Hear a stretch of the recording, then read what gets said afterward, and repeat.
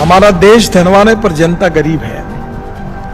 भूखमरी, बेरोजगारी, गरीबी, महंगाई इससे ग्रस्त है। जातीयवाद, छुआछूत, अस्पृश्यता, उच्च नीचता का भाव समाज के लिए हमारे लिए बहुत दुखद भी है। द लाइव टीवी, सच सबसे आगे। नमस्कार, द लाइव टीवी आप देख रहे हैं, आपके साथ में हूं आदित्य कुमार। महंगाई एक बहुत बड़ा मुद्दा बनता जा रहा है। सबसे बड़ी बात तो यह है कि पहले विपक्ष इस मुद्दे को उठा रहा था, लेकिन अब सरकार के अंदर और आरएसएस वालों ने भी यह मुद्दा जोर शोर से उठाना शुरू कर दिया है, क्योंकि महंगाई सबकी जेब पर असर डाल रही है और शायद महंगाई की ओर भारतीय जनता पार्टी ध्यान नहीं दे रही है, क्योंकि भारतीय जनता पार्टी के नेताओं और अंधभक्तों का साफ तौर पर यह कहना है, बीजेपी की सरकार जब से आई तब से महंगाई बिल्कुल समाप्त हो गई है। 5 ट्रिलियन इकोनॉमी बनाने की बात हो रही है, लेकिन हकीकत क्या है यह अब आरएसएस और बीजेपी के लोग भी कह रहे हैं।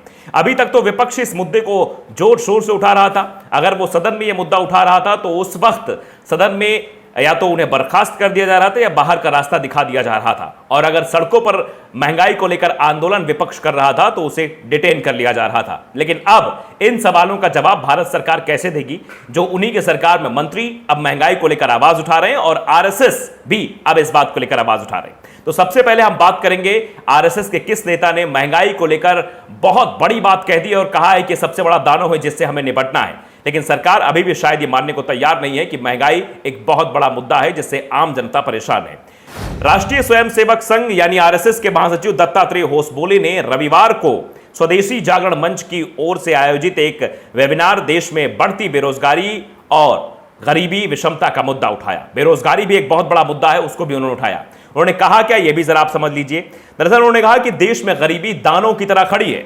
यह महत्वपूर्ण है कि हम इस दानों को खत्म करें। अब भी 20 करोड़ लोग गरीबी रेखा से नीचे हैं। यह आंकड़ा दुखी करने वाला है। यह बात किसी और ने नहीं बल्कि आरएसएस के एक नेता ने कही है कि एक महादानों के तौर पर महंगाई उठ रही है, यानी महंगाई, बेरोजगारी एक बहुत बड़ी समस्या है। इस समस्या से निजात पाना चाहिए। तो यह बात क्या भारतीय जनता पार्टी के शीर्ष नेतृत्व तक पहुंचेगी कि इस महंगाई पर ध्यान दिया जाए? क्योंकि अगर महंगाई पर ध्यान नहीं दिया जाएगा तो अभी तक तो विपक्ष के लोग ही कह रहे थे, आम जनता सड़कों पर थी, आम जनता भी इस महंगाई से त्रस्त थी, लेकिन अब भारतीय जनता पार्टी के नेता और आरएसएस के लोग भी इस महंगाई से त्रस्त होने लगे हैं। तभी उनकी जुबान से भी महंगाई को लेकर इस तरह के शब्द निकल रहे हैं। अब ये कहां बोला गया, जरा आप इसको भी समझ लीजिए। दरअसल राष्ट्रीय स्वयंसेवक के जो महासचिव हैं, उन्होंने ये चिंता व्यक्त की है महंगाई को लेकर। उन्होंने कहा कि गरीबी हमारे सामने दानों जैसी चुनौती के रूप में सामने आ रही है। हालांकि होसबोले ने यह भी कहा कि इस चुनौती से निपटने के लिए पिछले कुछ सालों में कई कदम उठाए गए हैं, लेकिन अगर कदम उठाए गए होते तो क्या ये तस्वीर बनती जो आज उन्हें बोलना पड़ रहा है और नितिन गडकरी को भी बोलना पड़ रहा है। उन्होंने भी क्या कुछ कहा वो भी हम आपको सुनाएंगे। उन्होंने ये कहा कि आत्मनिर्भर और केंद्र सरकार के अन्य पहले जो योजनाएं हैं, एपीएफओ, जनधन और स्वास्थ्य सेवा और डिजिटल क्रांति संबंधित कार्यक्रमों की सराहना भी उन्होंने कर दी। लेकिन उन्होंने ये बताया कि 23 करोड़ लोग अभी भी हैं जो कि गरीब हैं, और ग्लोबल हंगर इंडेक्स की जो रिपोर्ट आई थी, भारत 102वें स्थान पर वहां पहुंच गया। वो भी एक चिंता का विषय बना हुआ है। लेकिन क्या इस चिंता के विषय में सरकार ध्यान देगी या नहीं देगी? ग्रामीण क्षेत्रों में 2.2 करोड़ लोग हैं बेरोजगार। उन्होंने कहा कि देश में 4 करोड़ बेरोजगार हैं। ग्रामीण क्षेत्रों में लगभग 2.2 करोड़ और शहरी क्षेत्रों में 1.8 करोड़ बेरोजगार हैं। श्रम बल सर्वेक्षण में बेरोजगारी दर 7.6% आंकी गई है। रोजगार पैदा करने के लिए हमें न केवल अखिल भारतीय योजनाओं की आवश्यकता है, बल्कि स्थानीय योजनाओं की भी आवश्यकता है। यह बात आरएसएस के नेता द्वारा कही गई है। यानी ये एक सुझाव है भारतीय जनता पार्टी की सरकार को कि सरकार इस ओर ध्यान देगी। गरीबी, महंगाई बढ़ रही है, लेकिन सरकार तो यह मानने को तैयार ही नहीं है कि महंगाई बढ़ रही है। बार बार भारतीय जनता पार्टी के नेता ये कह रहे हैं कि हम बड़ी अर्थव्यवस्था बनने जा रहे हैं, हम 5 ट्रिलियन इकोनॉमी बनाएंगे। ये सब बातें किसानों की आय दुगनी करेंगे, गड्ढा मुक्त सड़कें होंगी, हर जगह रोजगार होगा, 2 करोड़ रोजगार मिलेंगे। इतने सारे वादे कर दिए गए थे, लेकिन आखिरकार उन वादों की हकीकत क्या है? 2014 के बाद क्या तस्वीर बदली है? अगर आज आरएसएस के नेताओं को यह कहना पड़ रहा है तो यह अपने आप में बहुत गंभीर बात है, क्योंकि आप जानते हैं कि आरएसएस से क्या संबंध है भारतीय जनता पार्टी का।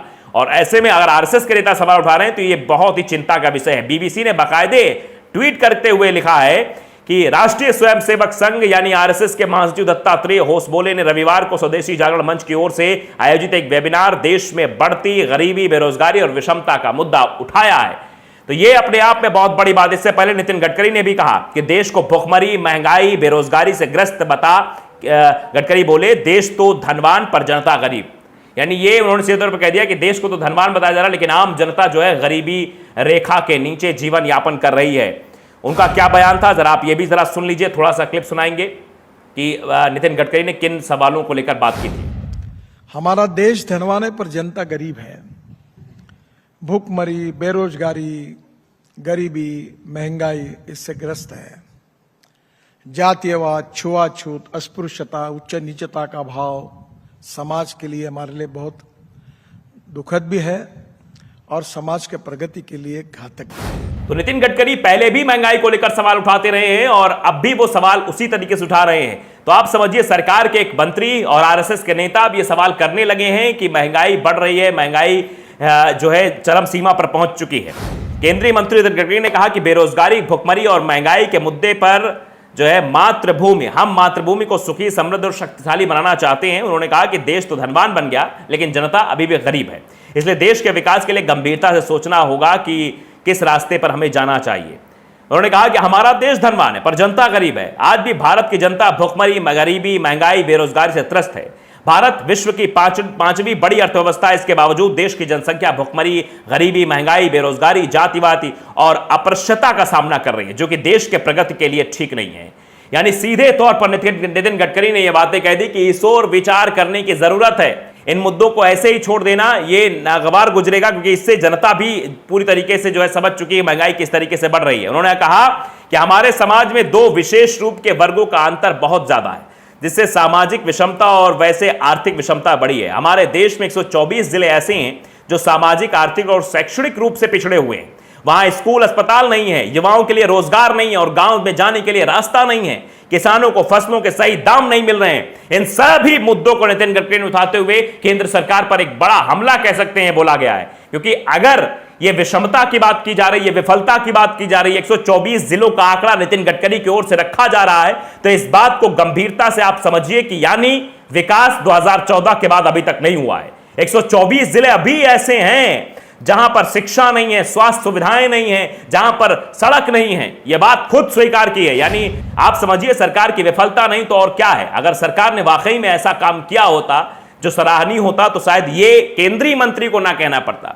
केंद्रीय मंत्री ने आगे भी कहा कि हमारे देश में शहरी क्षेत्र में ज्यादातर हम काम करते हैं, इसलिए वहां ज्यादा विकास हुआ है, लेकिन 1947 में 90% आबादी ग्रामीण इलाकों में रहती है। यानी आप समझिए उनका कहना यह था कि 10% लोगों का ही विकास किया गया है, 90% लोगों का विकास नहीं किया गया है। अब 25 से 30% माइग्रेशन हुआ है। ये लोग गांव छोड़कर शहरों में गए हैं, चेन्नई में शिफ्ट हुए हैं, दिल्ली में शिफ्ट हुए हैं, कोलकाता में शिफ्ट हुए हैं, मुंबई में शिफ्ट हुए हैं। ये खुशी से नहीं, मजबूरी से आए, क्योंकि गांवों में अच्छी शिक्षा, रोजगार नहीं है। इस कारण लोग गांव छोड़कर शहरों में आए हैं, जिससे शहरों की समस्याओं का निर्माण हुआ है। लेकिन भारत का विकास करने के लिए गंभीरता सोचना होगा कि हमें किस मार्ग की ओर जाना है। यानी आप समझिए मार्ग बनाने वाले मंत्री अब ये मार्ग तय करने के बारे में सरकार को चिताना चाहते हैं कि हमें किस मार्ग पे जाना, यह तय करना होगा। तो क्या 2014 के बाद से लेकर अब तक यह तय नहीं हो पाया किस मार्ग में हमें जाना है? अगर 25 से 30% लोग पलायन कर रहे हैं, गांवों से शहर की ओर जा रहे हैं, शहरों में विकास हो रहा, गांवों में विकास नहीं हो रहा, तो इसका मतलब यह है कि अभी भी कुछ ऐसे पिछड़े लोग हैं जहां बेरोजगारी ज्यादा है गांवों में और महंगाई ज्यादा है। महंगाई के इस दौर में लोग अपने घर का खर्चा नहीं चला पाते, इसलिए शहरों की ओर रुख करते हैं। कुछ 10-15 हजार रुपए की नौकरी मिल जाएगी तो उससे घर का खर्चा चल जाएगा। तो यह बात अपने आप में बड़े सवाल खड़े करती है कि आखिरकार क्या भारतीय जनता पार्टी की सरकार ने 2014 के बाद से कुछ काम किया नहीं है, इसीलिए शायद महंगाई बढ़ गई है। लेकिन भारतीय जनता पार्टी के नेता इस बात को कतई नहीं मानेंगे।